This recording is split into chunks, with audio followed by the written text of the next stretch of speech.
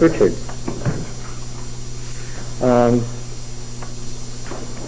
Some places in Judges where it says they did it again, right? That starts right away in Judges 3, verse 7. And the people of Israel did what was evil in the sight of Yahweh, forgetting the Baals, forgetting Yahweh their God and serving the Baals, right? Verse 12. And the people of Israel again did what was evil. What's the construction there? Can you read the words? Do you see what the words are? Yes.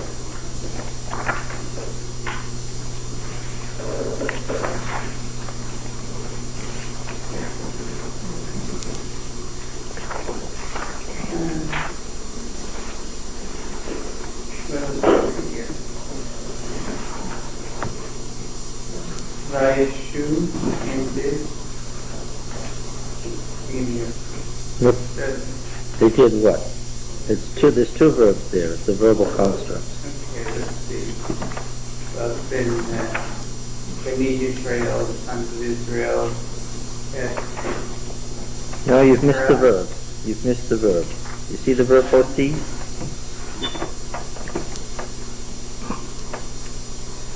I'm reading Dr. Bowling's translation in the Anchor Bible, verse 12.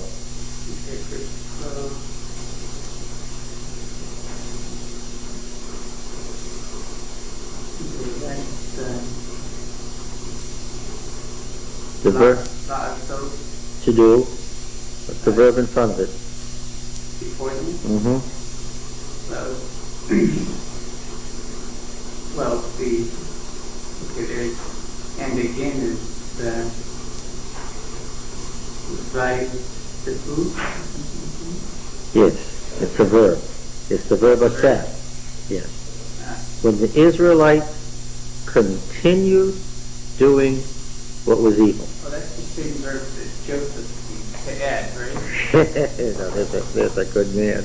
Yes, that's the verb to add or to continue. So, this is an answer to your question of 2 weeks ago, where you said it wasn't this verse, but it was one just like it, where they translated it, they did it again. And the question was, doesn't again imply that they stopped doing it and started again? The verbal construct is that they continue to do. They added on to it, yes.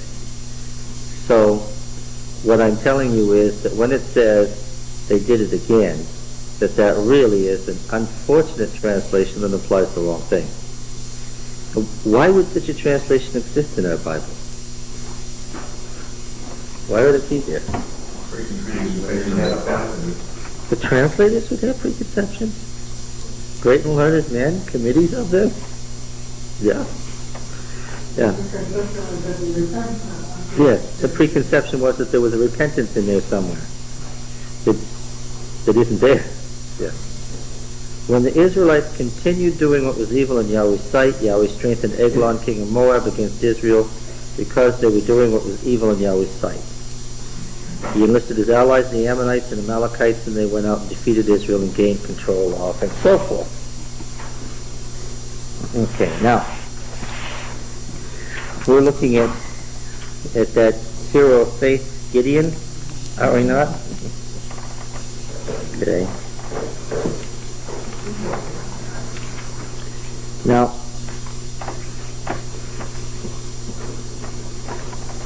here we're at an interesting point here, a point where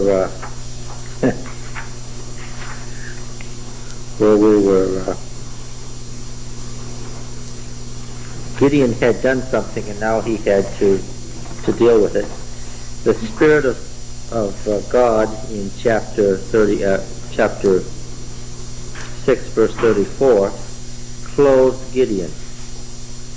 He sounded the trumpet, and the Abiezrites were called out after him. Envoys he dispatched throughout Manasseh, and they too were called out after him. Envoys he also sent to Asher, Zebulun, and Naphtali, and they went up to meet him. Now, what happened next? That's the question. What happened next? Verse 7.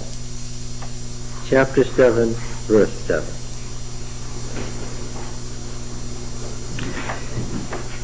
Jerubbaal, really Gideon, we're going to talk about the names momentarily, and all the people who were with him busied themselves and pitched camp by Herod's spring. Not Herod, Herod with an A. Herod, somebody many, many centuries later. By Herod's spring. The camp of Midian was in the valley north of Teacher's Hill. Yahweh said to Gideon, "The people that are with you are too many for me to surrender Midian to their power. Else Israel might vaunt itself against me, saying, my own hand has rescued me. So announce at once within the people's hearing, whoever is downright afraid, let him turn back. Let him decamp from Mount Fearful, not Mount Gilboa. 22 units went home, and 10 units were left. Military units, right? Not what? Not thousands. I guess we better go back and reiterate what we said about in the census in Numbers, so that this makes sense to those who weren't here. There's a census that begins and ends the book of Numbers. And by the time you finished reading the census, Israel had 600,000 or more men of war. And if Israel had 600,000 men of war between ages 20 and 50, then how many folk were there who came out of Egypt? What did we say about this before? Yeah, so we got a couple million people. And what's the problem with that? Yeah, that's larger than the population of Israel today. Greater is it? No. Inspiration by Alvin Thompson. I went to school with him at Walla and also at the Academy. But I hear now that there's going to be a tent meeting this year. But he has a chapter on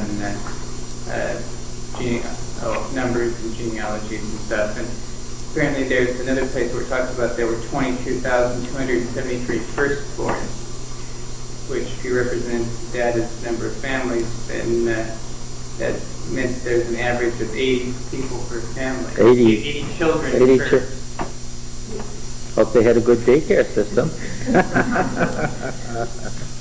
80 children. Yes. There's something wrong with the numbers, and we know what it is, fortunately. Let's read the census. Numbers 1, verse 20. The people of Reuben, Israel's firstborn, their generations by their families, by their fathers' houses, according to the number of names, head by head, every male from 20 years old and upward, all who were numbered, able to go forth for more. The number of the tribe of Reuben was 46,500. What's the problem there? The problem is that the word Ella, or Ella, depends on what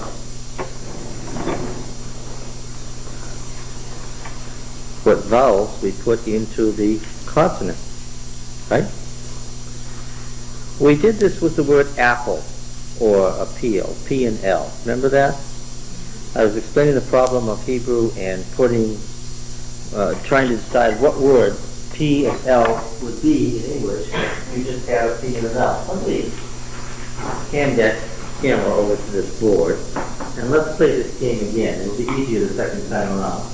The original Hebrew text had only consonants in it.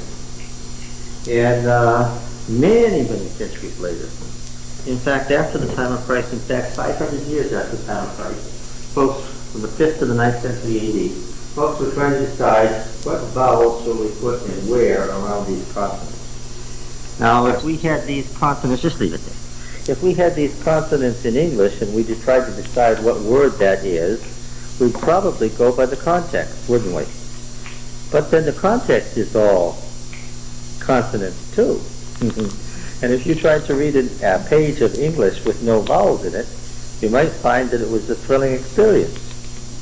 Okay? That's the way my daughter writes. Now, let us decide what word this might be without a context. What are some options as to what this word might be? Fill, full, full. Fill, full. Huh? Oh.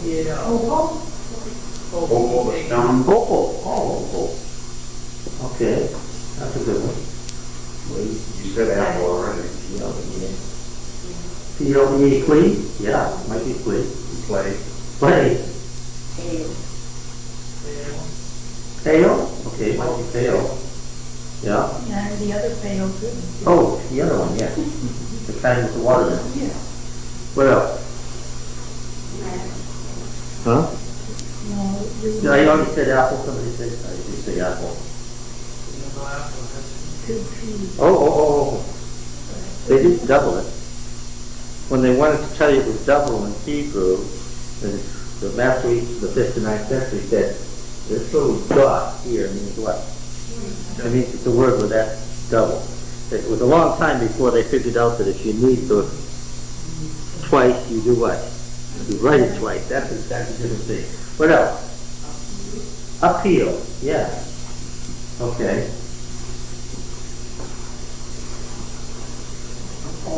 Huh? A fall. That would work.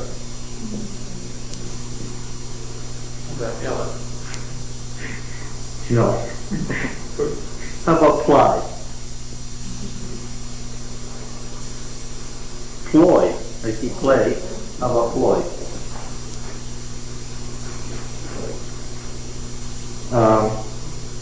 Well, we can go through all the vowels. If we've got pale, then what else do we have? Pile. And pole. Full. Yeah. Oh, we already have. Oh, we already have full. All right. What else? Peel and apple. Do we not have peel? Well, we've got two kinds of peel. The bell peel. What else? Last time we did this, she also said that T would be an F also. Yeah, this could be an F, of course. Fly. Huh? Fly. Fly. Well, now how about flea? And flea. Bill. And fill. What? And full. Awful. Awful. Yep. Awful. Blue like your sister. What? Blue like your own. Flu, yes. And for that matter, since the W is a vowel, flu would also work. What else? Full. Okay. Low. Flow. Feel. Do we have feel? What else? File. Full. Fall. Fall. Full. Fool. Fail. Yeah, good one.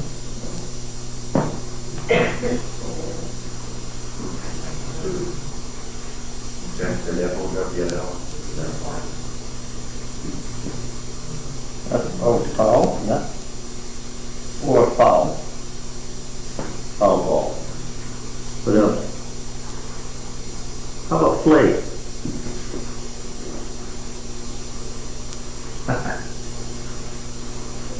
And so forth. What's the word we're dealing with? Ella. That's the Greek Hebrew going into it. Good yellow, yes. We read it backwards, it would be Ella, which, if we read it forwards, pardon me, we're reading backwards. They started it right, we're copying them. We're reading backwards. Yes. Okay. Aleph. Which means what? Well, the problem is, Aleph means thousand, but Aleph means chief, and Aleph means family or unit. So our problem is with Aleph, Aleph, Aleph, and so forth. These words all are from the same root and derived from each other. After the time of the monarchy, and in the late Old Testament history, Aleph meant 1,000 because it was a military unit of 1,000 men in it. Okay? So that certainly in the time of Josiah, folks reading this would have said, this word is what? 1,000. Okay, come back over here. So that the folk in Josiah's day would have said, well, how many Israelites came out of Egypt? How many would they say? 600,000 men, a couple million people. What would have led people in Josiah's day to believe that Israel was such a huge number? Yes, because they were a couple million people. And they essentially saw a unity that the folks who were there now, what? One for one were what? The folks who walked out of Egypt. How they imagined this was accomplished would be what? It was just a giant what? Miracle. Okay. Now, since Aleph means chieftain, and Aleph means clan or family, and came to be the military unit supplied by family and clan. Remember that in the period of the Judges, it wasn't a standing army, it was what? What good English word do we have for what this thing was that they called it? A militia. What's a militia? It's the home folks acting like military folks, right? It's how many people can the smith send to help Gideon? Well, the Smith clan has 12 men between ages 20 and 50. So what will we say? Among the clans of Manasseh, there's the Smiths.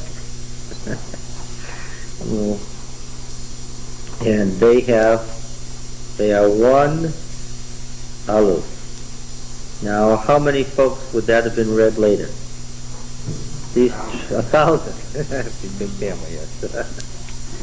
So what we have in Numbers is a record of how many families there were. Well, how silly. They counted Israel by what? They numbered them by what? By families. We wouldn't do that. What would we count? We'd count individuals, of course. Why? Because we're Westerners, because we're Americans. And where does the emphasis fall? On the individual. Nobody would be nutty enough to go to war by himself in the ancient world. How do you go to war? By clan, by family, by tribe. Yeah, not by individual. So what we have probably is, let's try Manasseh. Where's Manasseh here? Because Manasseh is the tribe we're interested in right now, because we're with Gideon and he's a Manassite. Now Manasseh is in verse 34. And how many did they have? They had 32 families that properly represented how many men?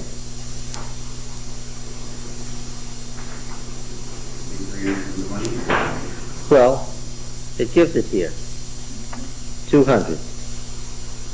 Yeah. Let's try it again on a different clan to see if we've caught it. Let's try Gad, verse 24. Isn't that 200 just part of the 32,200 number? It is not. Verse 25. What do you have? Tell me about Gad.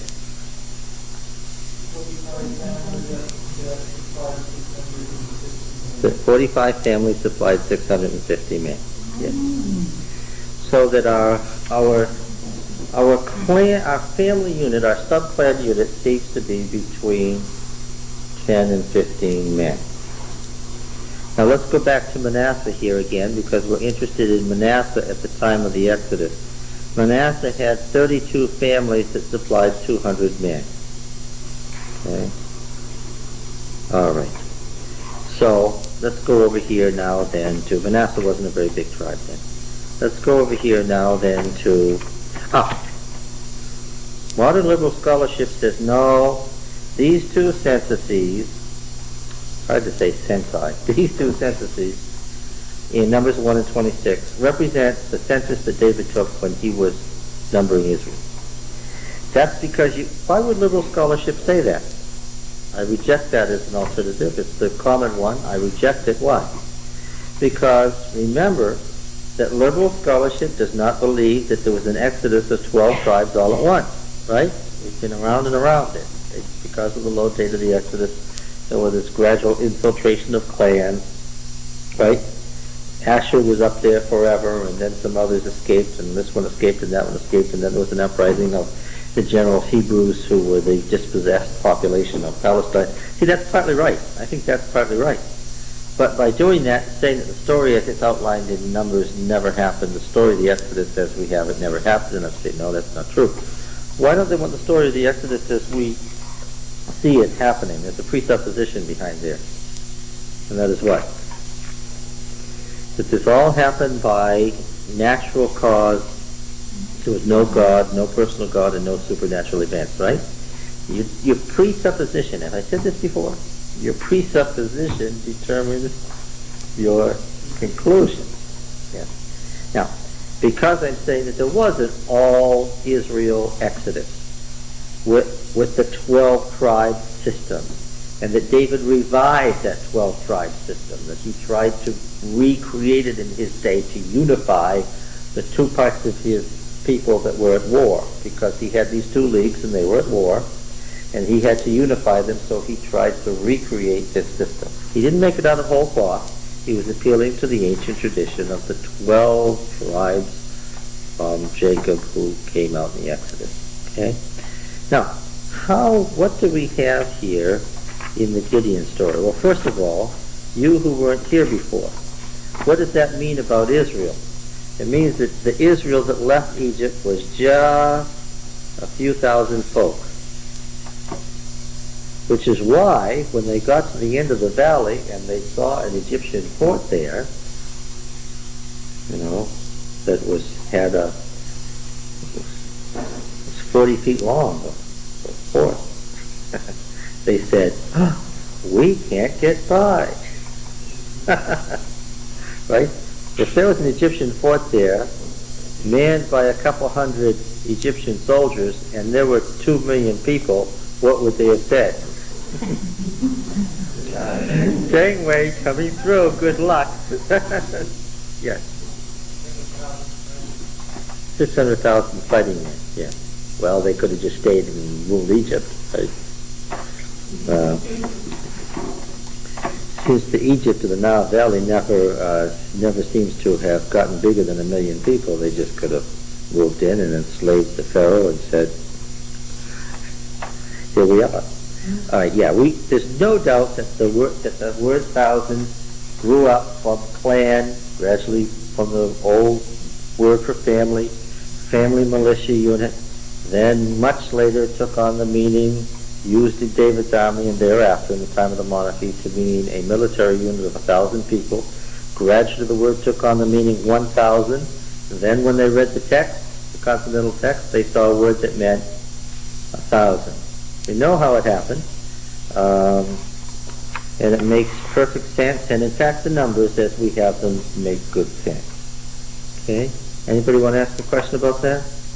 That may bend your preconception of Cecil B. DeMille's 10 Commandments, but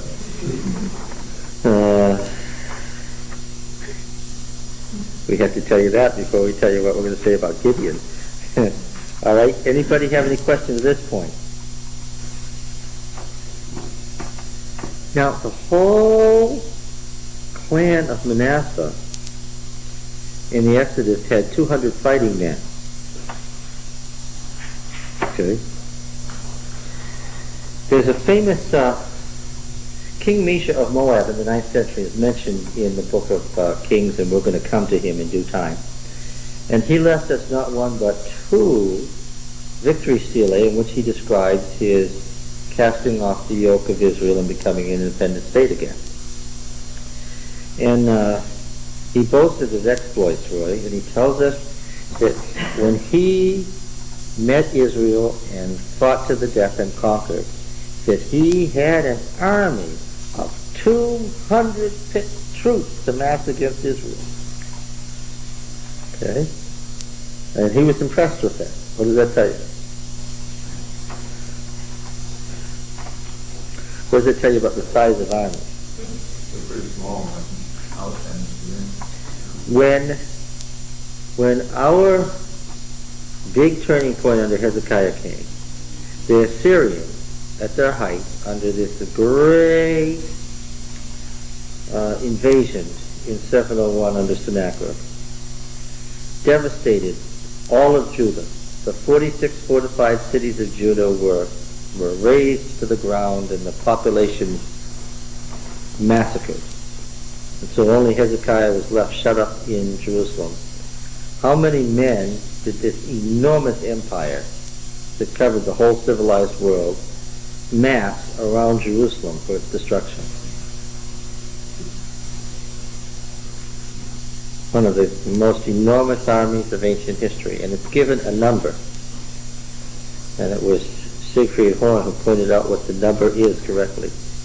The number is 185,000, right? That's pretty. Yeah. Well, the Hebrew text reads, if you want to read it, 185,000.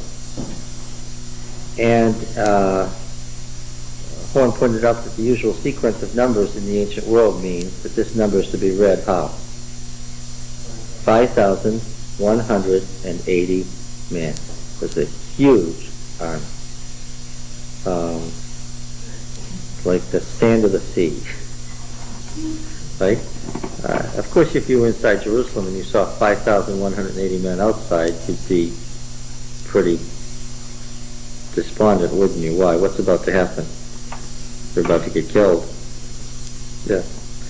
Okay, so now, if you look at an army like that and say this army of 5,180 men was one of the greatest masses of armies in ancient Palestine, what happens in your mind to Gideon's 300? That's pretty respectable, isn't it? Okay. Well, it's not very respectable that he's got there's these 300 folks, and who do they have to fight against? They've got to attack 32,000, there's that word again, Midianites. What does that tell you? What do they have to attack? 32 clans. 32 clans of Midianites. Yeah. Okay, let's read it again. All right. We've already seen how Gideon was.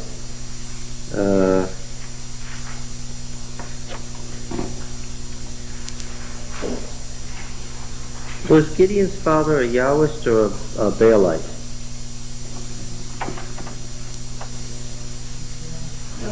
He was a Yahwist? It's probably a syncretist. Yeah, that's probably true. Let's begin reading in verse 25. Chapter 6. Chapter 6.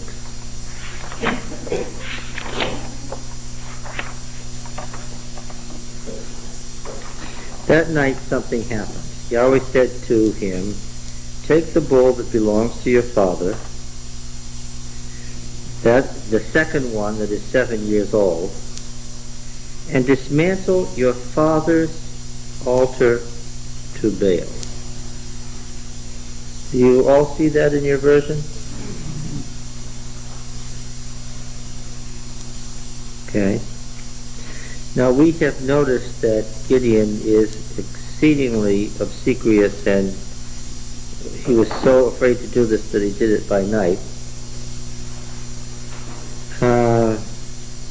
Dismantle your father's altar to Baal and chop down the Asherah alongside it. You will build an altar for Yahweh your God on the highest point of this stronghold. You will take the number 2 bull and present it as a burnt offering, using the wood of the Asherah, which you will chop down. So Gideon took 10 men from among his servants and did exactly as Yahweh told him to do. But he was too afraid of his father's household, and the townsmen to do it by day, so he did it at night. The townsmen got up early in the morning, and to their surprise, Baal's altar had been torn down, and the Asherah alongside it chopped down, and the number 2 bull was being consumed on the altar which had been built. They said to one another, "Who did this deed?" They searched and made inquiry. They said, "Gideon, son of Joash, did this deed." The townsmen said to Joash, "Bring out your son, let him die." For he tore down Baal's altar and chopped down the Asherah alongside it. Joash said to all who stood around him, "Will you prosecute for Baal?" Technical term. "Are you going to rescue him? Whoever prosecutes for him will be put to death by morning. Since he is a god, let him make his own case, because he tore down his altar." Is Joash saying that Baal is not a god? What's he saying? He's God enough to handle the situation himself. And anyway, he said, bottom line, you're not going to do anything about it. Let's let Baal do something about it. But one gets the sense that Joash is doing what? Testing Baal. And you get the strong feeling that he's a Baalist who what? Isn't deeply devoted. What feeling did we get about Gideon when Yahweh came to him and sent his angel and said, "Do this and this"? What feeling did we get about Gideon? What, is he a strong Yahweh? No. So what feeling do you get?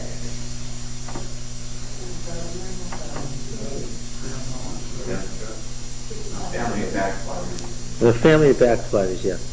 Is it Baal or Yahweh? What feeling do you get from them? It's what? Whatever. Yeah, that's the feeling you get from the story. Whatever. Yeah. That's exactly what Gideon said. Where's all the things that we heard that Yahweh did? Where were those wonders? And you get the feeling that Gideon will go forward if what? If he can see some wonders. So the angel of the Lord takes his meal and consumes it, so he gets a wonder. And what? Then what? And he's told in the strength of this wonder, but go tear down the altar there in his own little village, his own family's altar. This is his big act of courage. Okay? And he begins his revolution in behalf of Yahweh by doing what? By sneaking out at night with the slaves to tear the altar down. So he doesn't say no. After all, he's seen a wonder. But what? He's not convinced that because the angel of the Lord could consume his dinner, that he could do what? Protect him from his clan, from his family. But he got found out anyway. Don't you feel relieved that his father stood up for him? What would have happened if his father said, "Okay"? Well, why do townspeople worry about his father with the altar of Baal so much? Well, who do you think his father was? High priest? Well, he's the top man in the village. And so his father was responsible for maintaining an altar to whatever God's supposed to be protecting the village at the moment. Remember, these were localized gods. Yeah. And so really this is a poor reflection on his father that his son has done something like this. All right. And he named him on that day, verse 32 says. And he named him Jerubbaal, saying, let Baal prosecute him, for he tore down his altar. So it's let Baal prosecute. That's right. Gideon is an adult, isn't he? What's his father doing here? He's changing his name even though he's an adult.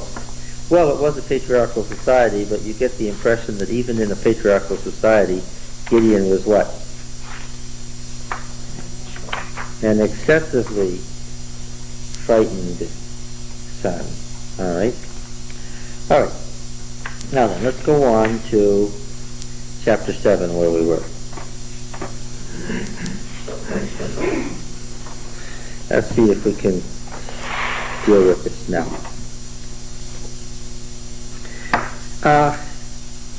Whoever's afraid, the people are too many, always says verse 2.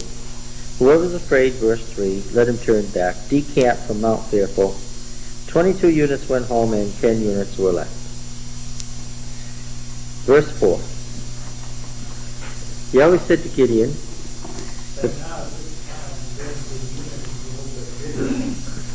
well, hopefully then in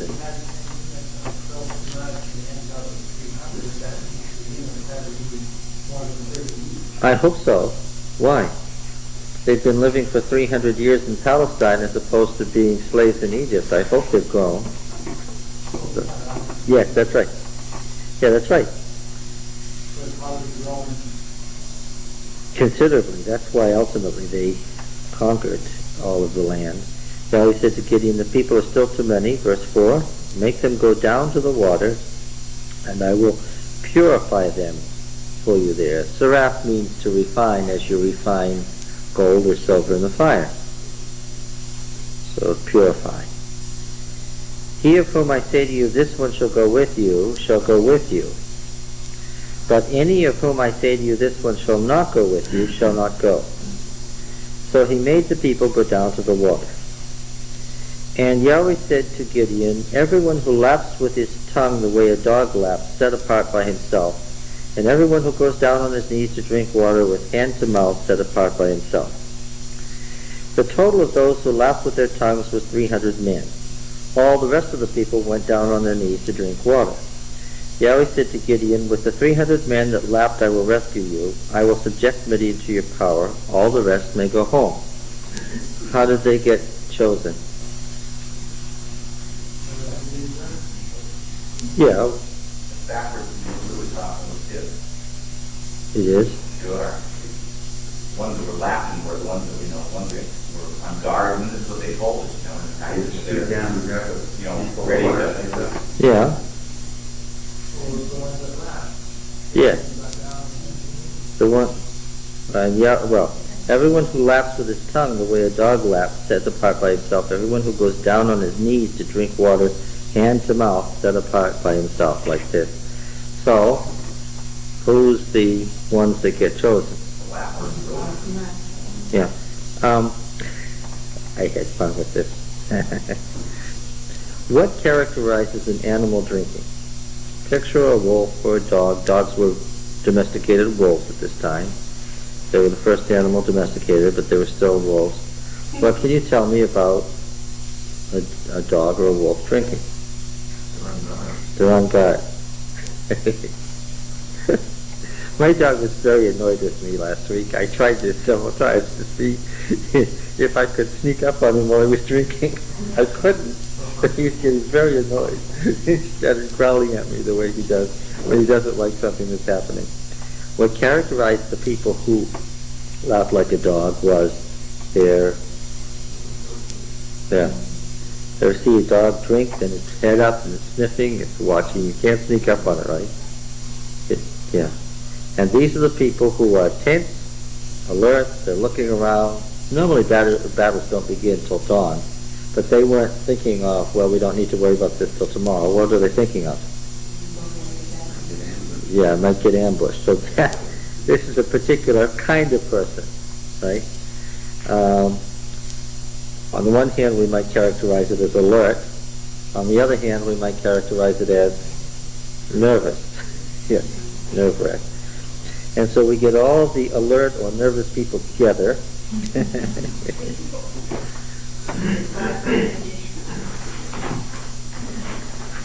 Verse 7, Yahweh said to Gideon, with the 300 men that lapped, I will rescue you. I will subject Midian to your power. All the rest may go home. They took the people's provisions and trumpets each into their own hands, and all the Israelites he sent away each to his own tent. And with the 300 men he stood fast. Midian's camp was below him in the valley. Okay, now, is this okay, the 300? Yeah, that's fine. So far we're doing good. That night something happened. So Gideon ought to be pretty happy at this point, right? He's got the high ground. He's got the 300 men. He's got the provisions from all the rest of the clans of Manasseh, since this seems to have been the militia of Manasseh that followed him. So they have plenty of provisions. They've got the high ground. He's got the 300 people. He should be happy, right? How is he? That night something happened. Yahweh said to him, get up, go down into the camp, for I have subjected it to your power. He was supposed to go down right then. But what? Yes. Well, what God told him was, take the 300 men and go attack the camp now. That is going to come into your power. But what? But he was paralyzed. So, we get this in verse 10. If, however, you are afraid to go down with your attaché, Porah, to the camp. You'll hear what they're saying. After that, you'll be much bolder and go down into the camp. So what do we have? Remember that the angel of the Lord addressed him as, Hail, you mighty man of war. And it's intended to be comical, because of who he is and where he is and how he reacts and so forth.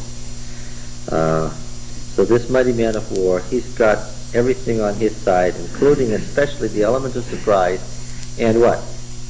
He's too terrified to make an attack. Now if this is his condition, I wonder what the condition of the 300 is. So anyway, they're going to sneak down. This isn't exactly Joshua, is it? This is the successor to Moses. Okay, you got that? We're in comic relief here. After that, you'll be much bolder and go down into the camp. So he and his attaché, Porah, went down to the vicinity of the armed men of the camp. See, this was family camp. It was a camp full of tents of families. And they, knowing that they were marauders and invaders, had the armed men around the perimeter of their camp, fearing that somebody might do what? Yes.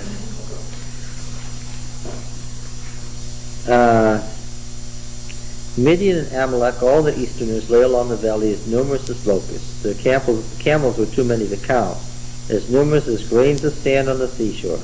When Gideon arrived, the man was just then describing a dream to his friends. He said, Look, I had a dream, and of all things, a moldy barley cake came tumbling into Midian's camp. It came to the tent. The tent should be capitalized here. When we say the White House, we don't mean any white house. We mean the White House. The tent is the tent of the military commander, the sheikh, the boss, the sheikh who's in charge of the whole thing. It's the tent. It came to the tent. Probably. And it struck it so that it fell, turning it upside down. The tent fell. His friend replied, This can be nothing other than the sword of Gideon the son of Joash the Israelite. God has surrendered Midian and the entire force into his power. By God does the Midianite mean Yahweh? No. He means the deity, right? Why would this guy refer to Gideon? What if Gideon was the devil among them? No, but what had he done? No, I don't think it's a revelation. What had he done? I don't think it has anything to do with tearing down the altar, which was just a little village thing. What had he done? Yeah. Chapter 6, verse 33. Same wording. All the Midianites and Amalekites, all the Easterners rendezvoused, crossed over, and pitched camp in the valley of Jezreel. Well, Abizer is on the slope of the valley of Jezreel. Where were these folks? Why he was in the wine vat. Where were they?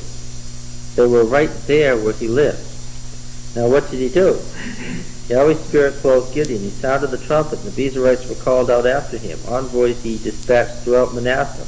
They too were called out after him. Envoys he also sent to Asher, Zebulun, and Naphtali, the tribes whose territories intersect in the valley of Jezreel. The folks were there, and what did they hear?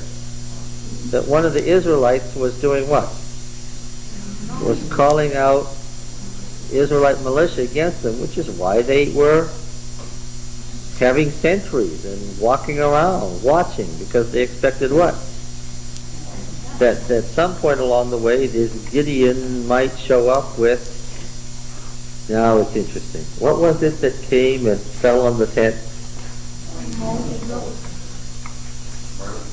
Not just a barley cake, a moldy or rotting barley cake.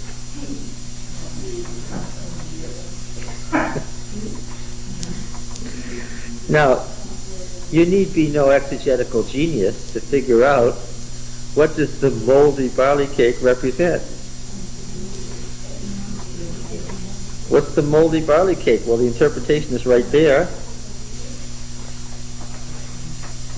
Who or what is the moldy barley cake? This can be no other than the sword of Gideon the son of Joash. Where was he when this story began?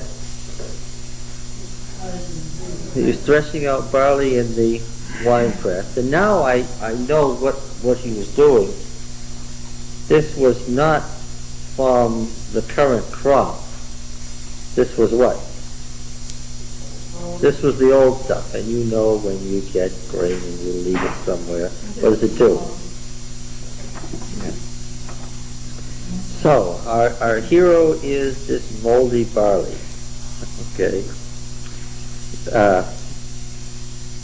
The fact that God has surrendered Midian into his power is good for our hero, because what? Has he made a firm determination whether it's Yahweh or Baal that's going to be the one that Israel should rely on here? Fortunately, the wording of the Midianite is such that what? It could be either. One way or the other, God is on his side. This gives him power. When Gideon heard the account of the dream and its interpretation, he fell prone before Yahweh. He returned to the Israelite camp and said, "Up, for Yahweh has surrendered the Midianite force into your hand." He divided the 300 men into 3 companies and put trumpets into the hands of all of them, and empty jars with torches inside the jars.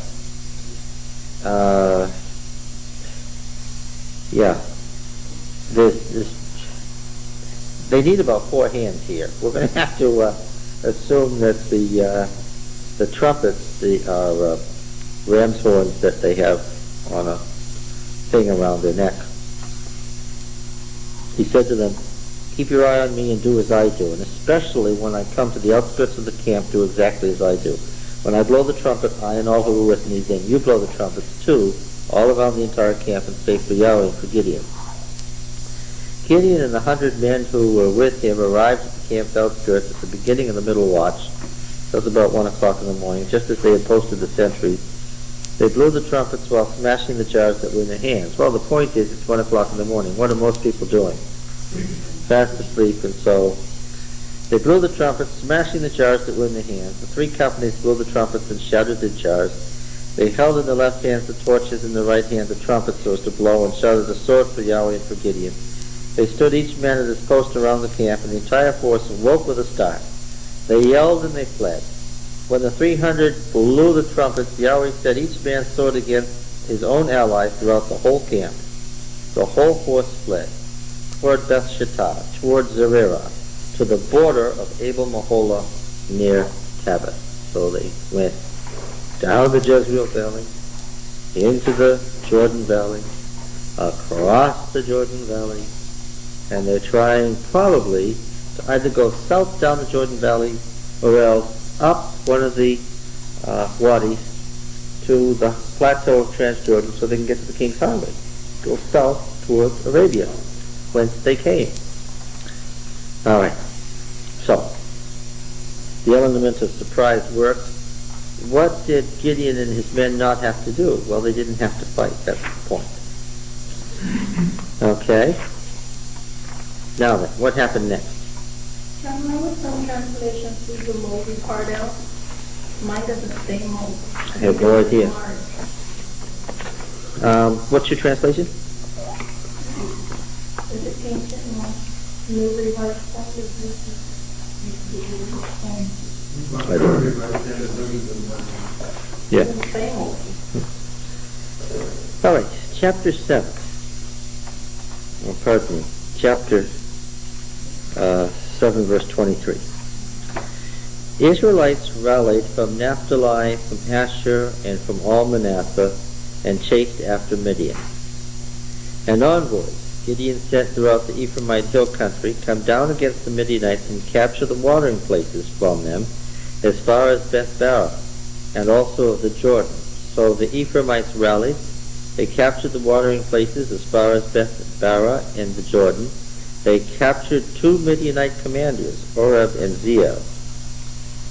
They executed Oreb at Oreb's rock, and Zeev as they executed at Zeev's winepress. They chased Midian and brought the heads of Oreb and Zeev to Gideon across the Jordan. Well, you know that immediately south of Manasseh is Ephraim's territory, and it reaches down to the Jordan Valley. So as the Midianites were rushing southward along the Jordan Valley, the envoys of Gideon said, "Get down there quick and cut off the Midianites who are fleeing from our area, from the Jezreel Valley." And they caught 2 commanders, not in the same place, but 2 groups. They caught 2 groups of them. Verse 1. The Ephraimites said to him, "What is this that you've done to us by not calling us when you went to fight Midian?" They argued vigorously with him. He said, "What now have I done as compared with you?" Well, the good thing about Gideon is he may be shallow and wimpish, but that saves him from the usual intertribal disaster. Why? This is a soft answer that turneth away wrath. It's not the soft answer that turneth away wrath because he's such a good person, but what? Yes, that's right, he doesn't want to fight with the Ephraimites. What now have I done as compared with you? Is not the gleaning of Ephraim better than the vintage of Abizer? Into your power has Yahweh surrendered Midian's commanders, Oreb and Zeev. What have I been able to do as compared with you? When he said this, their indignation against him subsided. It's funny how this develops. What are these names? Wolf and what's the other one? They're not. They're military unit names named after animals. Yeah. Well, the point is that he was already a messenger of the Lord. He'd already taken Moses' place. The Lord could inspire him To say the right thing. Yes. Yeah. All right. Now, at this point, we have to say, well, how are things going with this latest judge from what we've seen? So far, it looks like it's going to turn out well, even though he has started out badly, right? Here, at this point, one would seem to get the impression that maybe it was just an initial hesitancy on his part, that once he had taken over, things would turn out well, and spiritually Israel would be on the upswing, and things are getting better. if that were true, it would be odd. Why would it be odd?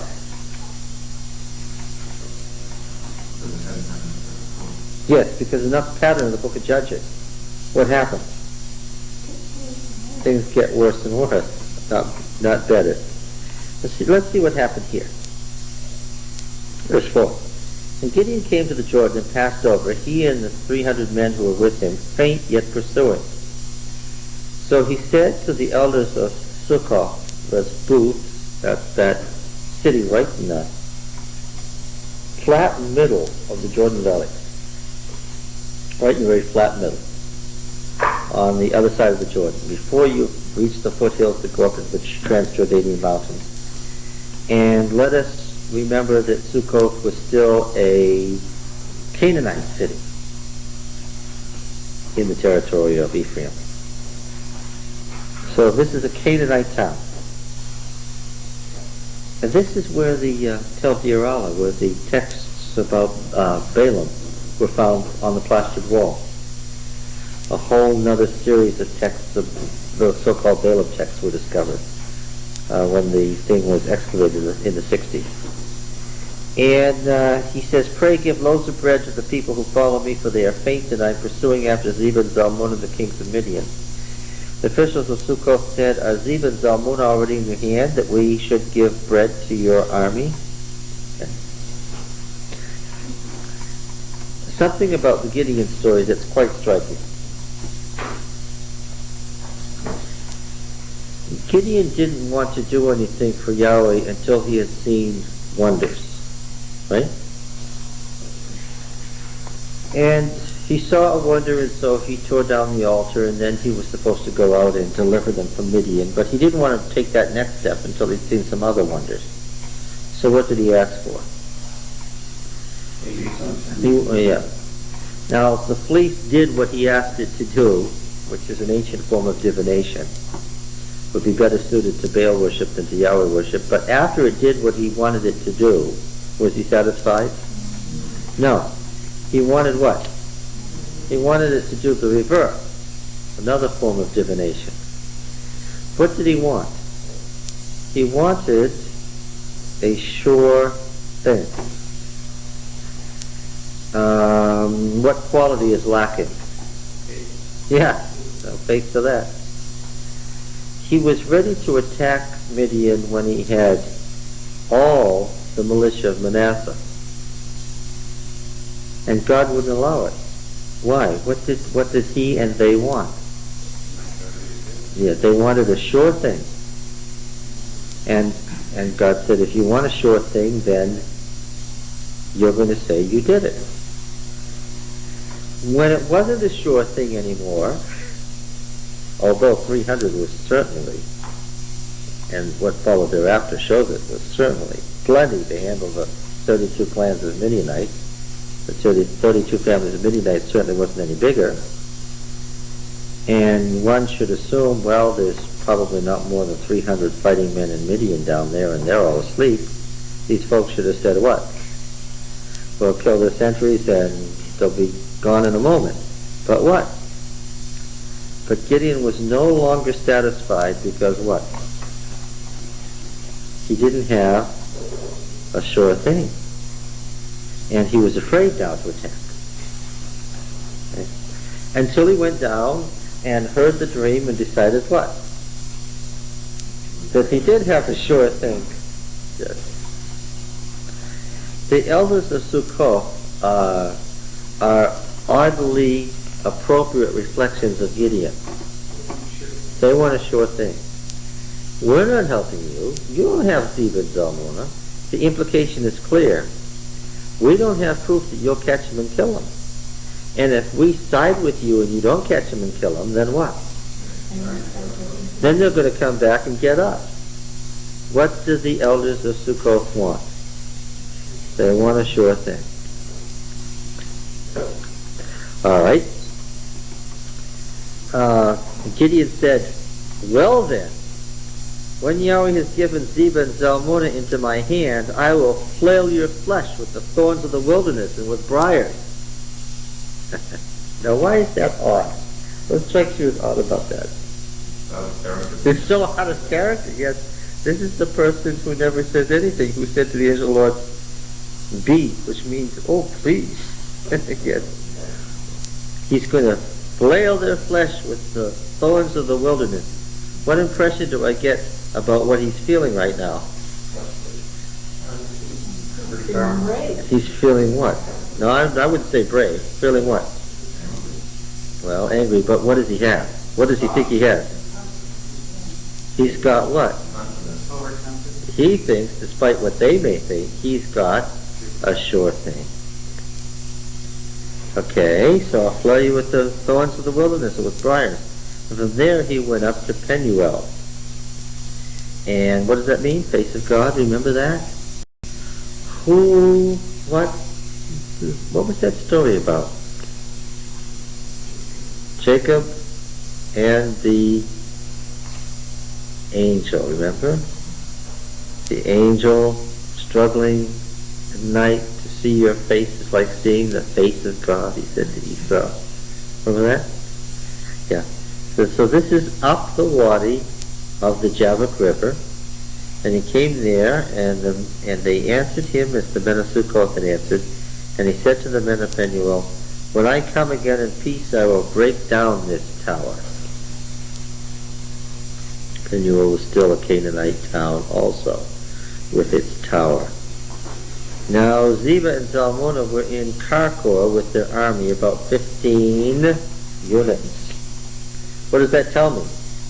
All who were left of the people of the east.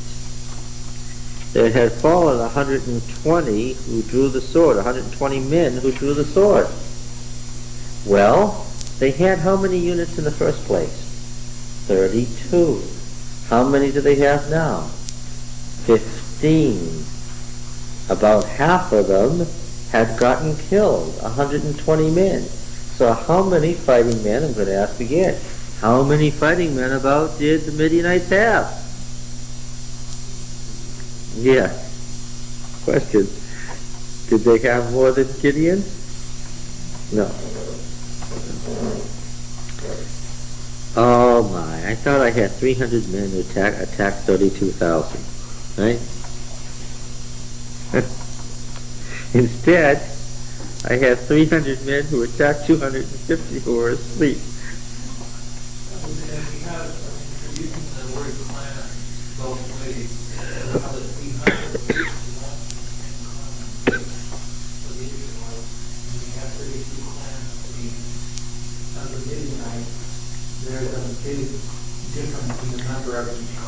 No, there's no difference in the number of clans. Clans has nothing to do with how many men from that clan are currently fighting there. And the Midianites in particular were not an army. What were they? They were not an army. What were they? They were marauders at the moment, but what were they normally?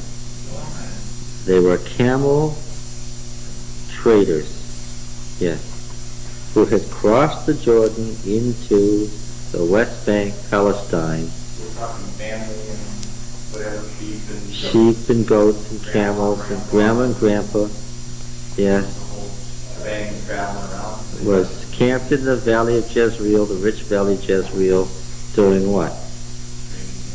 Yeah, and why did the Israelites fight against them? Because these Midianites fought on what? On their camels.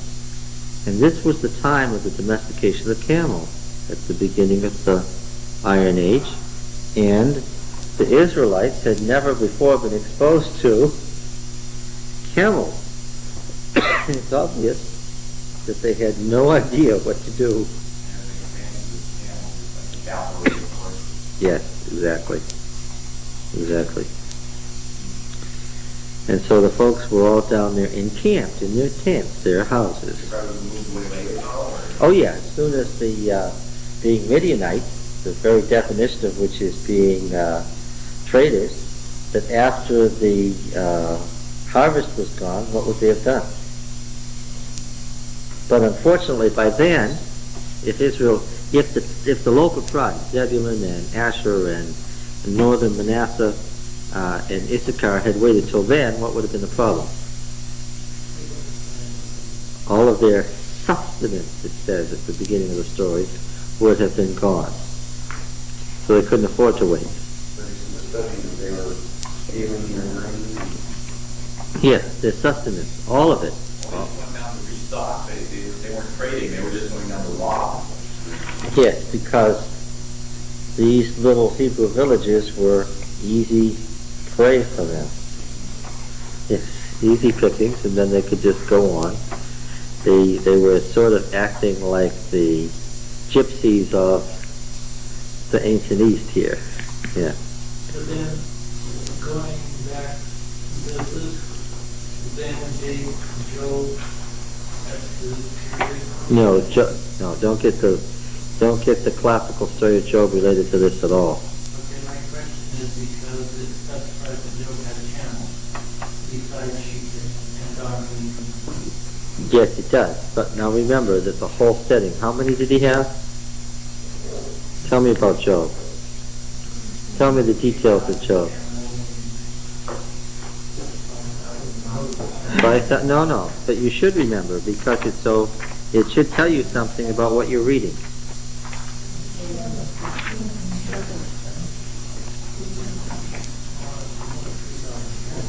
Three clans of camels. No, because this is a time when they are reading when you have Greek words already in the Old Testament when 1,000 meant 1,000. He had there were born to him 7 sons, 3 daughters. Base is 10. What period are we in? Base is 10, not 12. What period are we in? Babylonian. He had 7,000 sheep and what?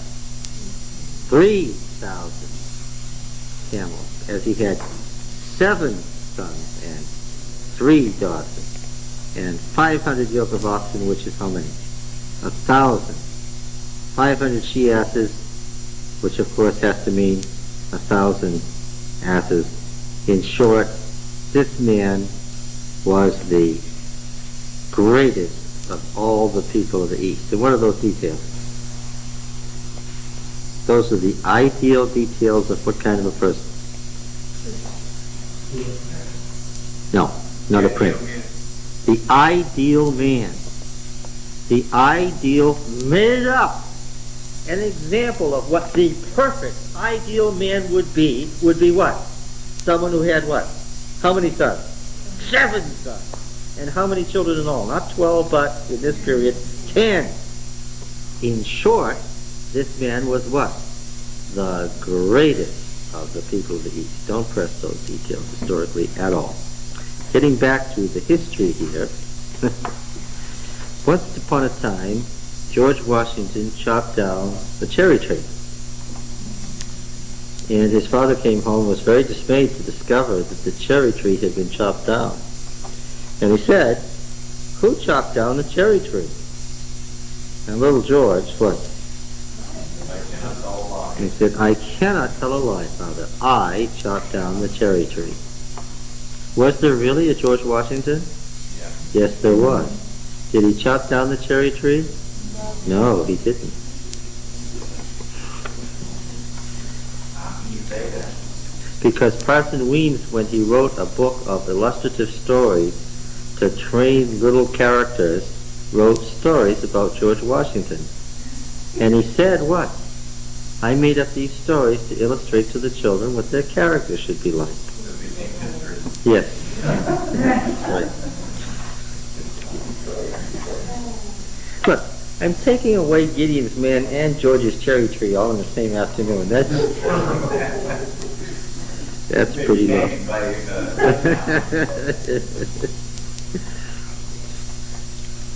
George Washington wasn't a wimp, though. He was a very strong personality. so sour across the phone. Yes, that's what the parson said. And there the parson caught himself. Why? Because, no, but that's a good example. Because and it wasn't the Potomac, it was the river that they crossed when they went to surprise Philadelphia, where all the Hessian troops were. But what is interesting about the story is what you just said. It has to do with the camels in Job. There weren't any camels, and there weren't in Job's day, and there weren't any what? There weren't any dollars in Washington's day.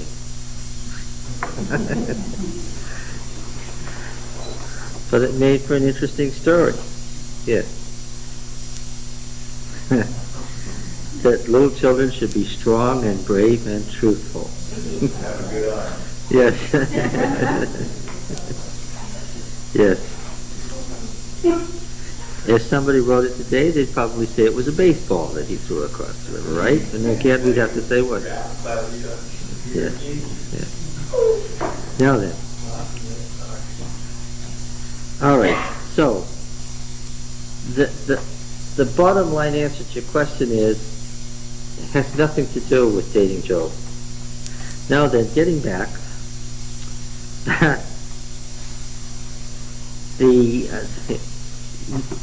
because it wasn't an army, because the Midianites weren't an army, but just camel caravaneers who were preying off the land, yes, because all that Gideon had were militia.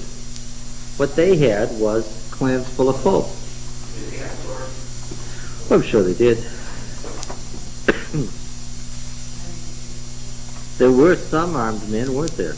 Because Gideon and his attaché went down and came to the region of where the armed men were.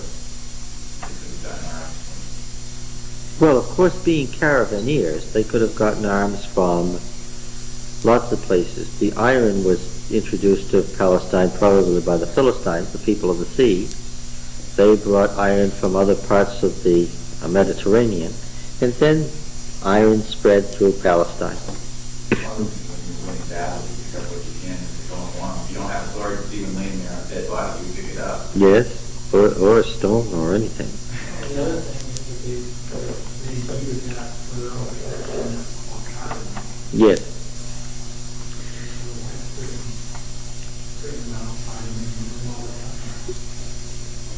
Now then, Gideon went up, verse 11, by the caravan route, which tells us exactly what these folks were doing when they were fleeing. What were they doing?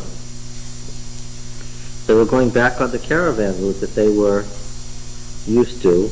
And what did they obviously think? Having crossed the Jordan, gotten away from the valley of Jezreel, gotten away from the Hebrew villages, what did they think? Yes. Now, I have an impression here about the Midianites and the Amalekites. Having lost 120 men and been surprised by what appeared to be a vast army, what seems to have been their attitude? Would they have come back anytime soon? No. Now, what is the case here is that it took a long time to get Gideon started, get that fire lit under him. But once he tasted victory, what did he decide to do? How far? Yeah, now he's up into Transjordan, and he attacked the army, for the army was off its guard, and Zeb and Zalmunna fled, and he pursued them and took the two kings of Midian, Zeb and Zalmunna, and threw all the army into a panic. Then Gideon the son of Joash returned from the battle by the ascent of Heres, which is the name for the sun god, and he caught a young man of Sukkoth and questioned him, and he wrote down for him the officials and elders of Sukkoth, 77 men. That happens to be the perfect number, isn't it? Right? You got that? How many of the elders did he find out about? All of them. Now, are you reading between the lines? What's happened to Gideon now?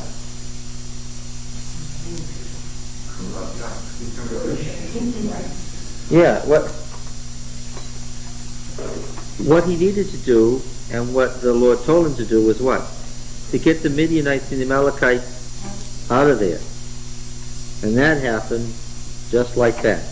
But what? Yeah, he's gone beyond deliverance to vengeance. He's gone from deliverance to vengeance.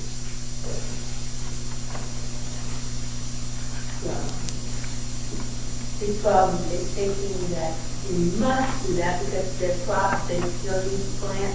If he doesn't go far enough, they're going to come back and revive him again. Well, but that's possible that would have been what God wanted.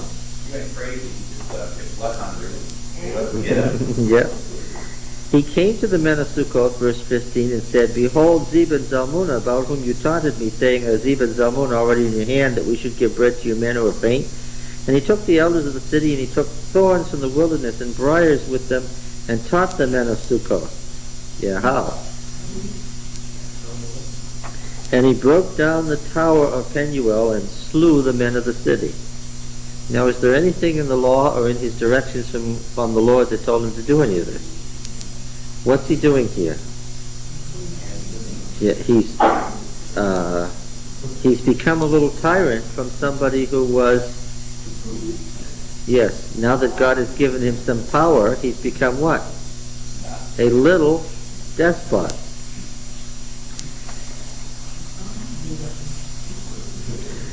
Then he said to Zeb and Zalmunna, Where are the men whom you slew at Tabor? They answered, As you are, so were they, every one of them. They resembled the sons of a king. What are these two men trying to do? In order to do what? Save their lives. He said, They were my brothers, the sons of my mother. As Yahweh lives, if you had saved them alive, I would not slay you. And he said to Jether, his firstborn, Rise and slay them. But the youth did not draw his sword, for he was afraid, because he was still a youth. Then Zeb and Zalmunna said, Rise yourself and fall on us, for as a man is, so is his strength. Gideon rose and slew Zeb and Zalmunna, and he took the crescents that were on the necks of their camels. Is this comparable to Joshua killing the kings of the Canaanite city-state? It is not. This does not represent the law of Perim that's in Deuteronomy.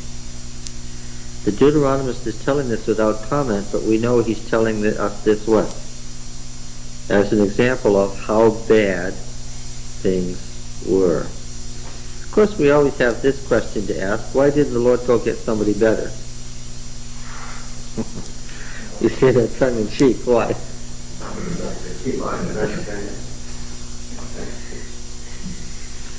Was there somebody better? Then the men of Noah said to Gideon, Rule over us, you and your son and your grandson also. They want him to become an hereditary king in the Canaanite manner. For you have delivered us out of the hand of Midian. And Gideon said to them, I will not rule over you, and my son will not rule over you. Yahweh will rule over you. And Gideon said to them, Let me make a request of you. Give me every man of you. Hey, that's a pretty good answer, right?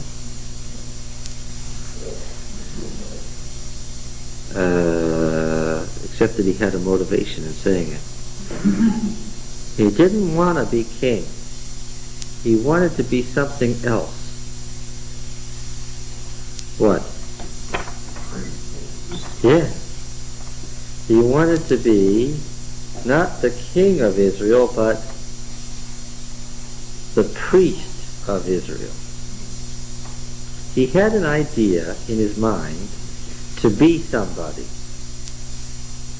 Who did he have? Well, the story is written this way intentionally. Who did he have in his mind to be? He thought of himself as Joshua when he was killing those kings. What occurred to him? So what did he do here? Gideon said, Let me make a request of you. Give me every man of you the earrings of his spoil, for they had golden earrings because they were Ishmaelites. And they answered, We will willingly give them. And they spread out a garment, every man cast in it the earrings from the spoil, and the weight of the gold earrings. The request was 1,700 shekels of gold, besides the crescents and the pendants and the purple garments worn by the kings of Midian, the collars that were about the necks of their camels. And Gideon made an ephod and put it in his city. What role is he playing now? He's the high priest of Israel. Okay? So he has it in his mind now, and that's why he said Yahweh will rule over you. And what?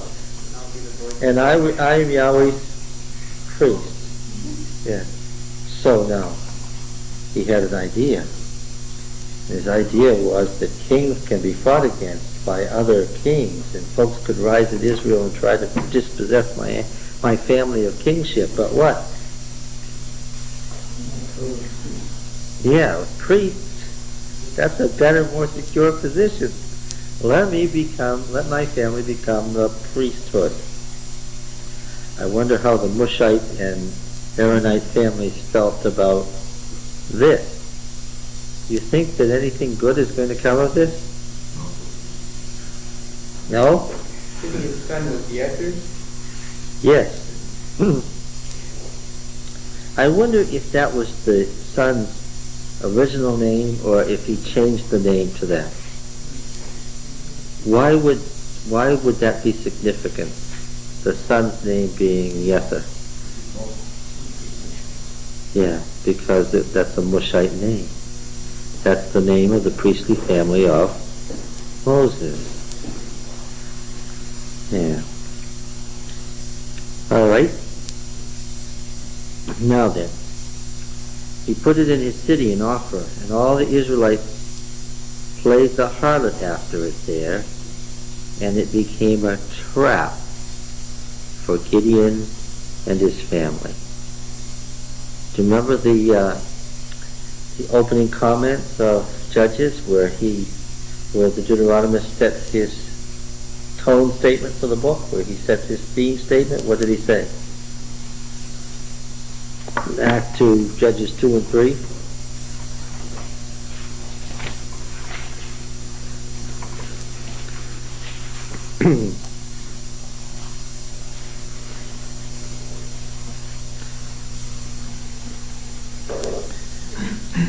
All right. What does it say here? Shall we read the theme statement beginning in verse 11? People of Israel did what was evil in the sight of Yahweh and served the Baals, for they forsook Yahweh the God of their fathers, who had brought them out of the land of Egypt, and went after other gods from among the gods of the peoples who were round about them, and bowed to them, and they provoked Yahweh to anger. They forsook Yahweh and served the Baals and the Ashtaroth. So Yahweh was enraged against Israel, and he gave them over to plunderers who plundered them. He sold them into the power of their enemies round about, so they could no longer withstand their enemies. Whenever they marched out, the hand of Yahweh was against them for evil, as Yahweh had warned, and as he had sworn to them, so that they were in sore strait. He raised up judges to save them out of the power of those who plundered them, and yet they did not listen to the judges, and played the harlot after other gods and bowed down to them. They soon turned aside from the way in which their fathers had walked, who had obeyed the commandments of Yahweh, and they did not do so.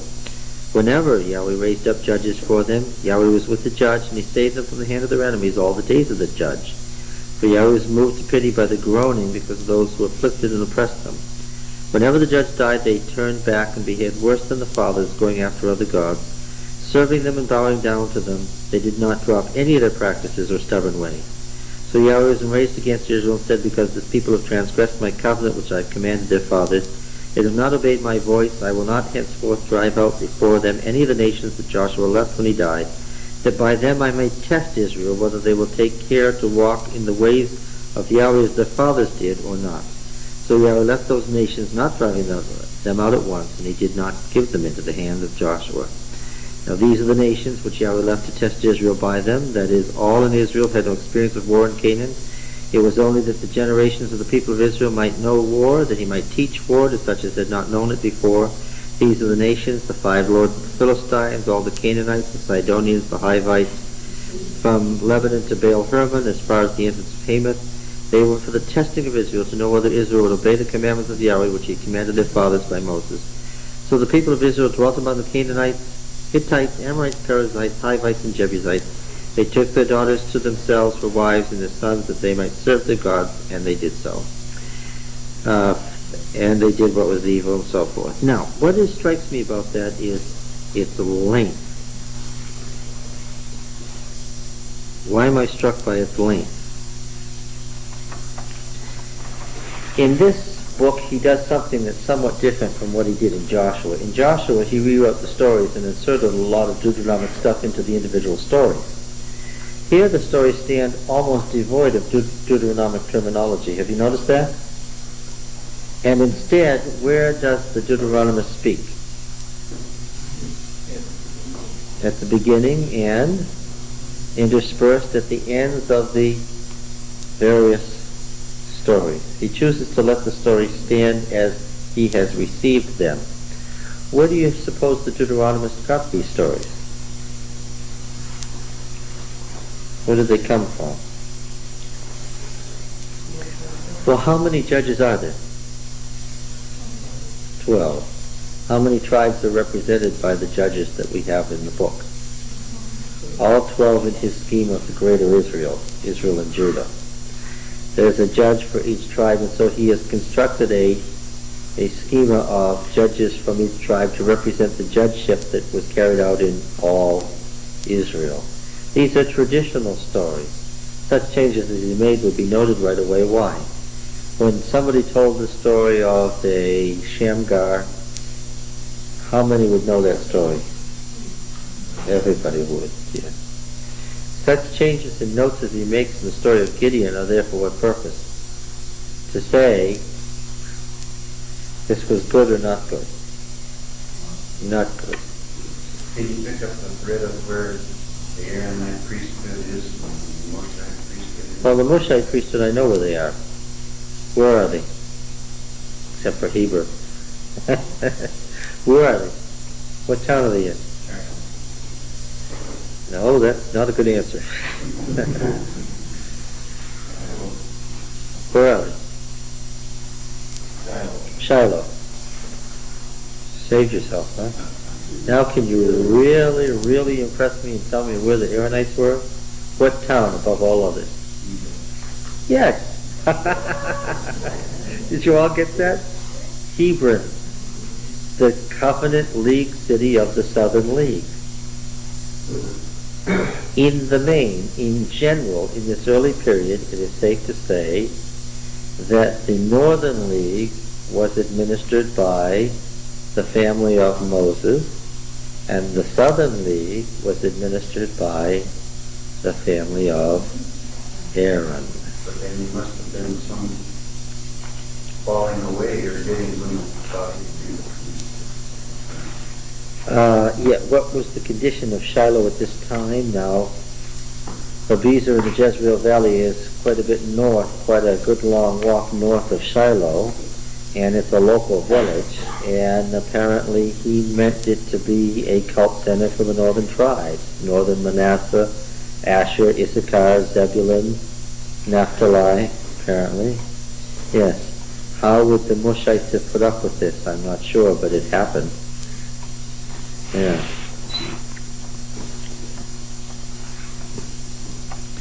All right, going back here, it became a trap, which is one of his main words.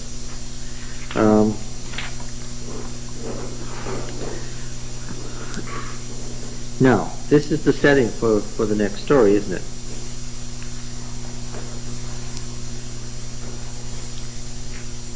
How it became a trap for Israel. They played the harlot, became a trap to Gideon and his family. Verse 28. 8:28. So Midian was subdued before the people of Israel, and they lifted up their heads no more. How often did the Midianite caravanseers come back into Palestine? How often did they cross the Jordan again? They did not. That was a bitter enough experience so that they never tried that again. And the land had rest 40 years, the days of Gideon. Okay? No, they didn't try it again ever. This is not their next problem. Now the next thing is interesting. Jerubbaal the son of Joash went and dwelt in his own house. Now Gideon had 70 sons, his own offspring, for he had many wives. So he's the bringer of, as priest, he's the bringer of fertility. This was exceedingly admirable, isn't it? what did they do, Richard? When he had the 72nd or 73rd or 74th son, did they kill him or what? No, the 70 is what? The 70 is what? Yeah, so what kind of a number is it? Yeah, so what kind of a number is it historically? Yeah. It's a round number, right? So he didn't have 70 sons? Yeah, he might have had 75 or 68. How many folk were there in the heavenly court? Besides the chief god, how many sat around with him? 70. Yeah, so this is very deliberately in, the sons of God, yeah. Yeah, the 70 sons of God. What? There's like 71. Yeah. It's an also. No, I think he's an also. And I'll tell you why. He's not named among them. He had many wives. So this is a real ideal pagan Canaanite picture, right? Would it be considered that there would be a firstborn for each wife? Yeah, but the firstborn wouldn't be significant here. I was thinking back to the matter of, numbers and how many there were and how many firstborn there were. Because if firstborn were just counted by the firstborn to a man, then that would be different than the firstborn for each wife. Yeah, that's true. The point here is that the 70 sons represent the heavenly court in the Canaanite model, with Gideon playing the role of what? The high god. Yeah. So that Abizer on the slopes of Mount Gilboa, or across Mount Gilboa, becomes the new cosmic mountain. Okay? And the heavenly temple is right there. I've got the picture, and it's a Canaanite picture. All right.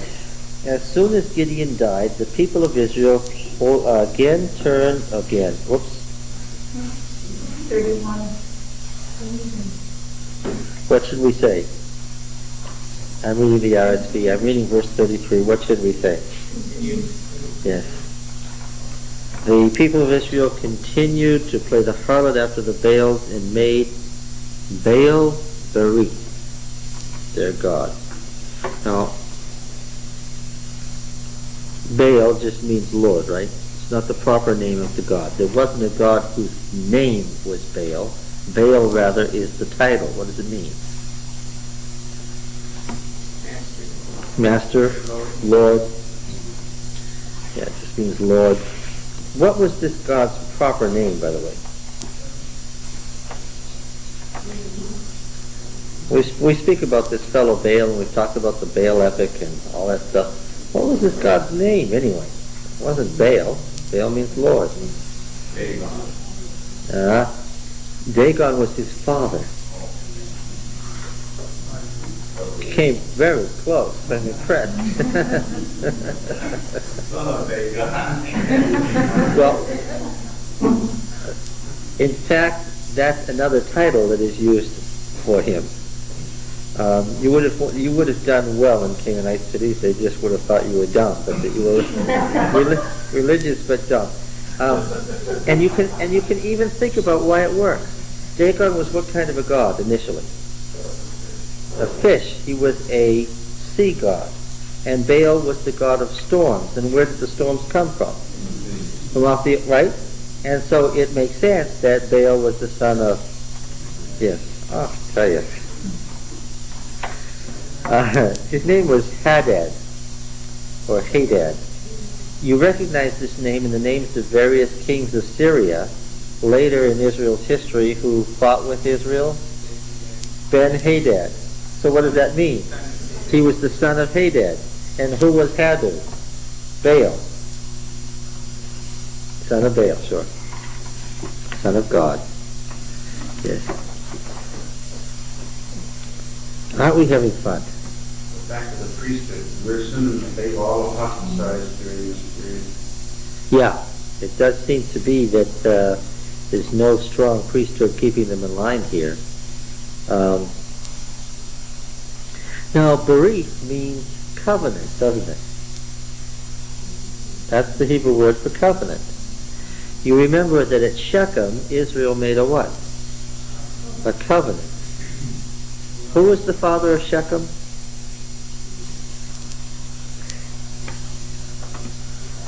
Oh, I know you know it's just right on the tip of your tongue. Hamor. What does Hamor mean? Donkey, ass. What was Shechem? The city of the donkeys. Donkey City is what you would call it. And why? Before there were camels, there were what? There were donkeys and donkey caravans. And these donkey caravaneers all had to go through that path. And you can see that trade would not work out unless what? Unless they made a what? A covenant. And how did they actually make this covenant? Well, we know from the Canaanite thing. They killed take a guess, a donkey. Yes, this is a group that catches things fast. They killed a donkey, and that was their way of making a covenant, to cut the animal in half. In Genesis 15, what did Abraham do? No, I don't think it was a pigeon. A calf or something. This would be the patriarchal equivalent of such a covenant. Let's just look at it in Genesis 15. 3 animals? Well, let's see.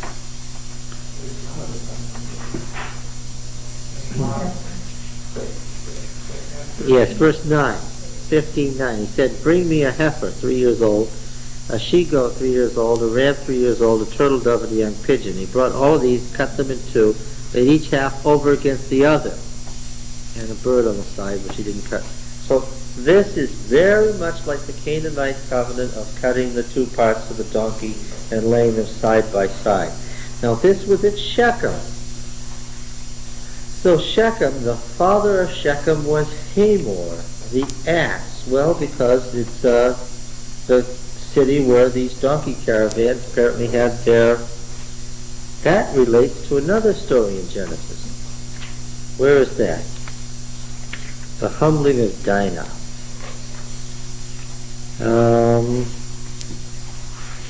Remember when Simeon and Levi, yes, chapter 34. Now Dinah, the daughter of Leah, whom she had borne to Jacob, went out to visit the women of the land, and when Shechem, the son of Hamor, the Hivite, the prince of the land, saw her. What do we have here? Shechem, the son of Hamor. What do we have here? We have the personification of the city and the city's business. Okay? Now, this is all very interesting, isn't it? What part, when we studied Joshua, what part of the land was there no conquest, no battle, no record of conquest? Shechem. Where did the Israelites go to make a covenant? To Shechem. Interesting. Now, it says that Joshua wrote these words by the great stone that was there at Shechem, the great cult pillar. I showed you a picture of the ancient city of Shechem and the huge cult pillar. It's still there. It's tremendous. The archaeologists found it fallen over, and they put that part of it, which is still whole, back up. It's a monolith. It was still there. The temple was still there. And the late bronze temple that was the temple of this period is still there. Or its remains, at least. Now, it's interesting. When these donkey caravaneers made their covenant, who would they have made the covenant through? What God would they have asked to oversee such a covenant? Well, who would that be if they were in Shechem? What God was lording it over Palestine at the time, late Bronze Age. Who was the champion, the big god? Baal. Yeah. Now then you can see the potential, can't you, if Israel went to Shechem and made a covenant of its obvious associations with the Canaanite covenants under Baal. Got it? It would be very easy to equate what gods? Baal and Yahweh. And what was the result of Gideon's priesthood and judgeship? As soon as Gideon died, the people continued to play the harlot after the Baals and made Baal-Berith their god. Now what's the national god of Israel? Baal-Berith, which is a mingling of what? Mingling of traditions about Baal and Yahweh. Now this capstone tells me the whole meaning of the story of Gideon. I could see it all the way through. I could see it in the angel of Yahweh, angel of God business. And I could see it in his half-hearted devotion to Yahweh and his father's half-hearted devotion to Baal. What could I see? I could see that there was no great distinction in their minds. Right? And I also noticed that Gideon, before he got very far into it, was known by what name? Jerubbaal, which means what? Let Baal prosecute. The judge of Israel's name is let Baal prosecute.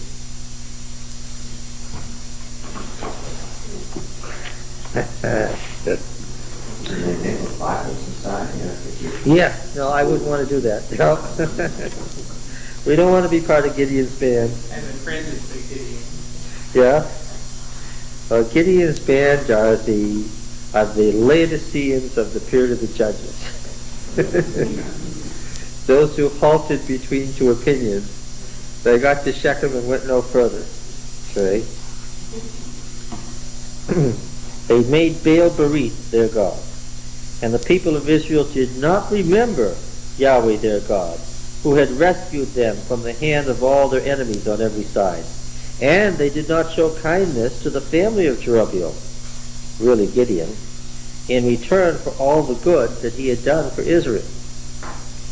Now he's going to illustrate this. That's the narrator speaking. You know that, don't you?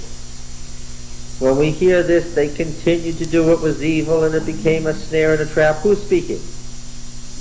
That's the Deuteronomic historian speaking, giving us the framing of these stories, right? Yeah, we don't have much left of Gideon by the time he gets done here. And now we're going to find out more.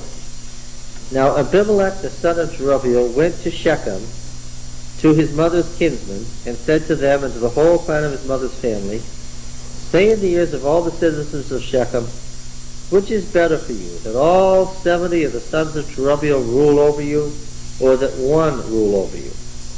Remember also that I am your bone and your flesh. Remember Adam and Eve? This is now my bone and flesh of my flesh. And his mother's kinsmen spoke all these words on his behalf in the ears of all the men of Shechem, and their hearts inclined to follow Abimelech, for they said, he is our brother. And they gave him 70 pieces of silver out of the house of Baal-Berith, with which Abimelech hired worthless and reckless fellows who followed him. And he went to his father's house in Ophrah, and he slew his brothers, the sons of Jerubbaal, 70 men upon one stone. But Jotham, the youngest son of Jerubbaal, was left, for he hid himself. And all the citizens of Shechem came together, and all Beth Millo, that's the built-up plot, Millo just means to fill, and they went and made Abimelech king by the oak of the pillar at Shechem, where Joshua had made the covenant. Okay? Now, we know that this covenant included the Shechemites. They had become part of Israel. Now, the Shechemites are still a distinct unit. They're still Canaanites, and they're back to worshiping Baal. Why? Because Israel as a whole is now worshiping Baal Berith, Lord of the Covenant, right? Okay.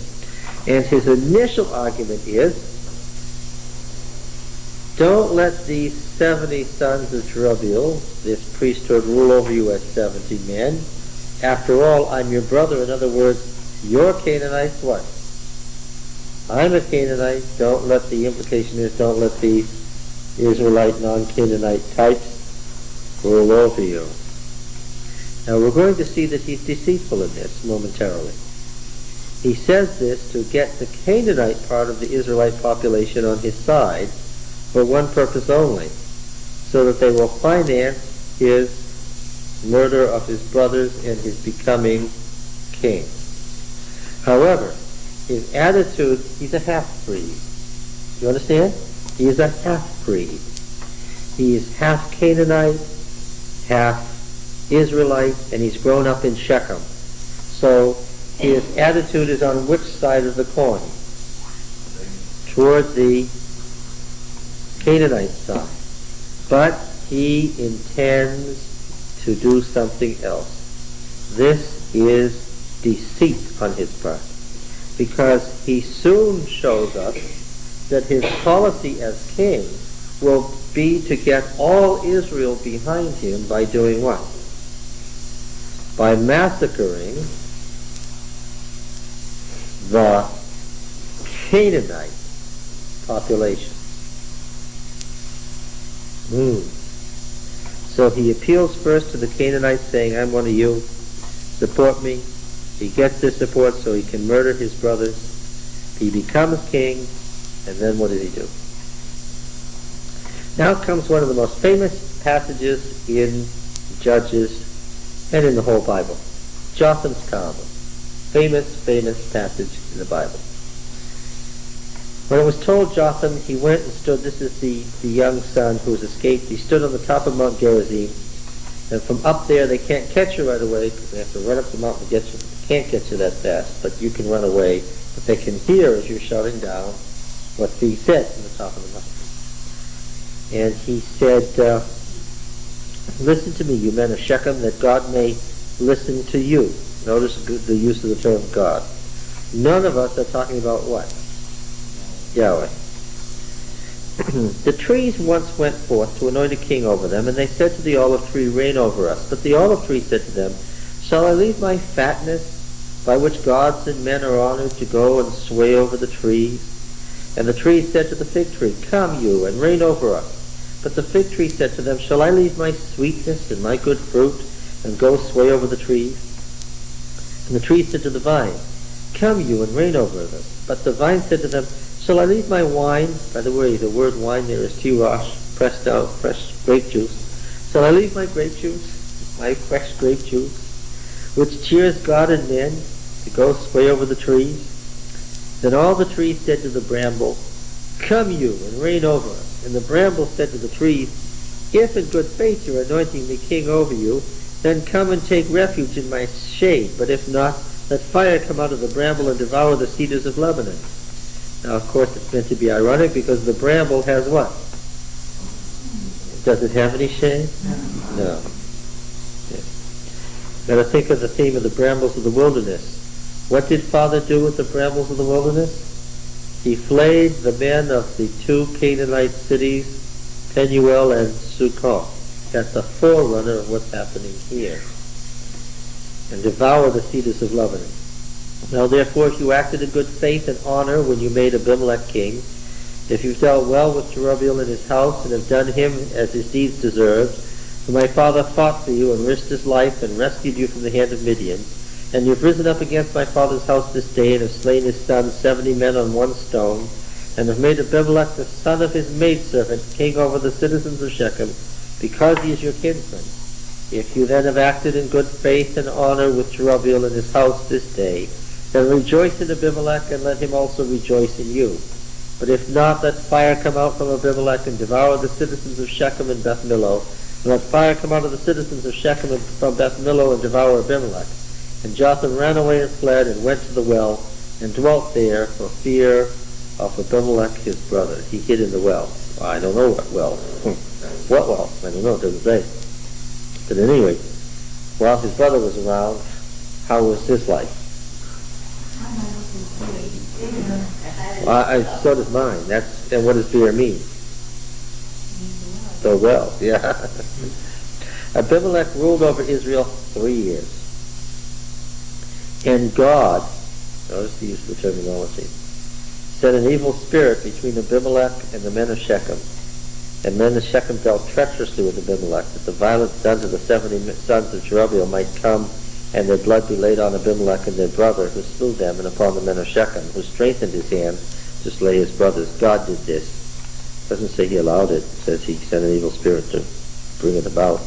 The men of Shechem put men in ambush against him in the mountaintops, and they robbed all who passed by them along the way, and it was told Abimelech. Okay, now that part of the story continues in verse 42.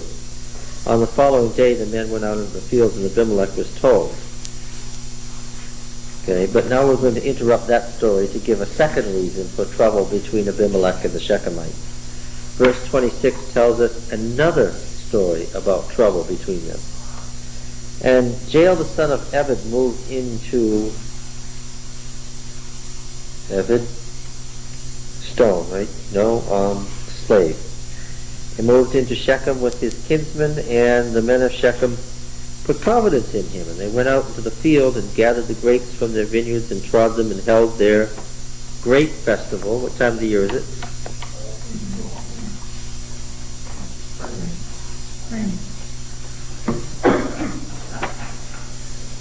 Early and latter.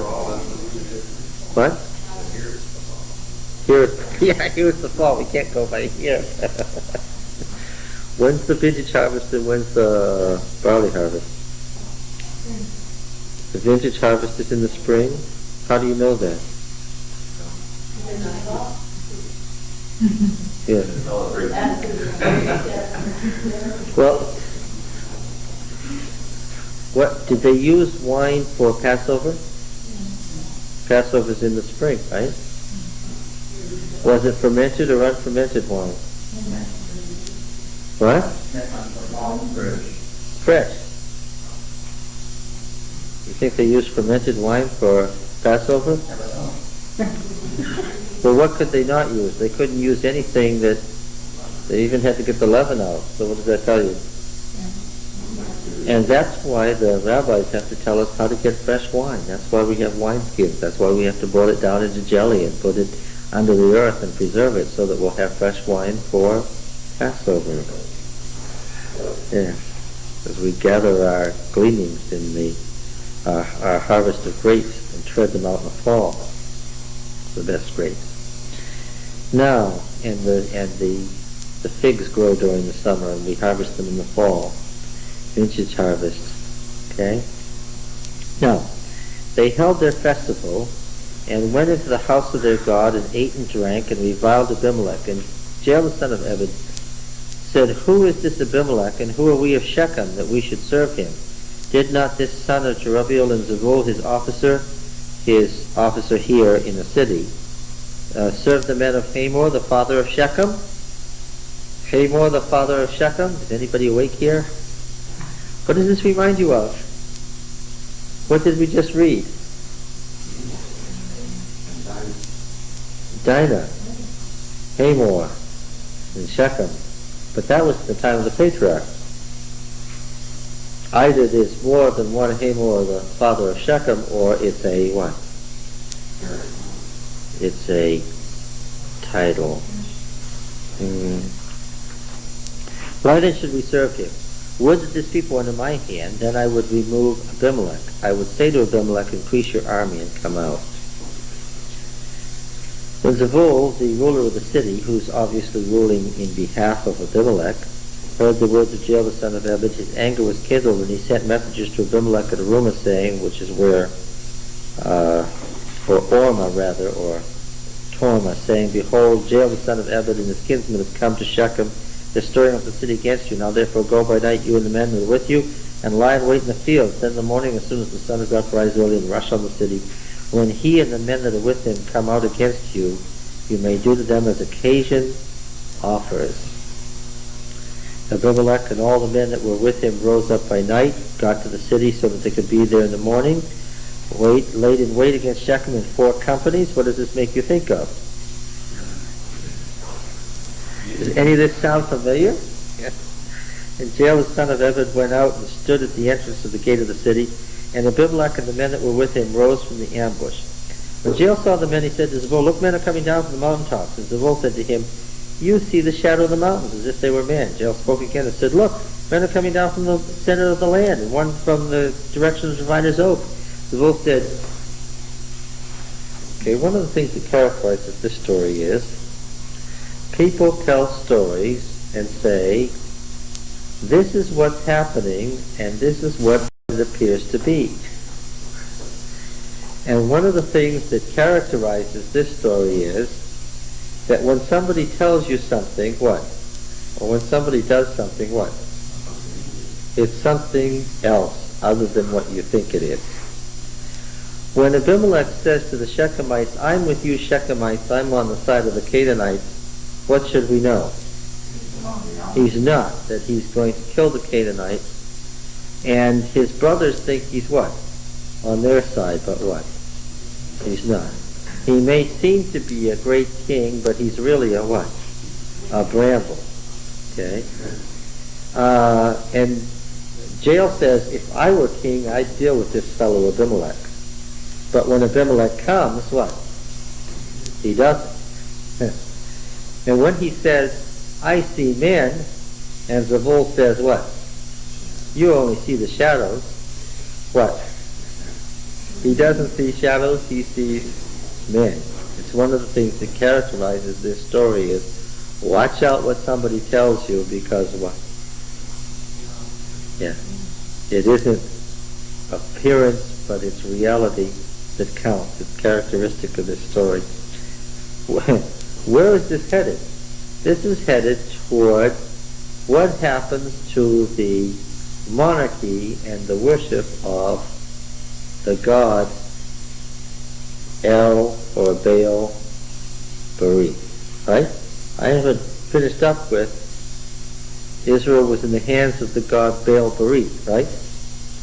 And now is in the hands of a monarchy dedicated to Baal Berith, and we want to see how things go for Israel under the worship of this syncretistic god, part Yahweh, part Baal. Yes.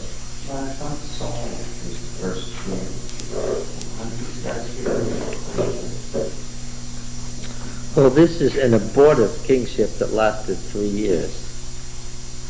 Yeah.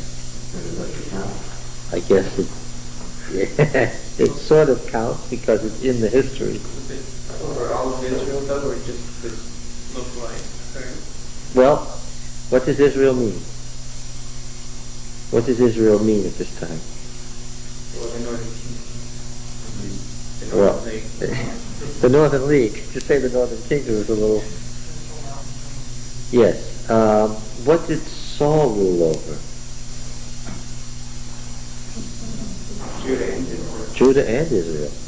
He's never given credit for it, but how could he chase David all over the Judean desert and all the way down to the Dead Sea to Masada and make it so dangerous for David that the only place he could go to be safe was Philistia? How could Saul do that? The answer is what? He was king of Israel and he was also king of Judah. Yes. Now the house of David, and the stamp of that's in the Old Testament, would like us to believe that the united monarchy was the result of David. What it was the result of was David destroying the house of Saul. But that's a story for another day. All right. We'll stop here.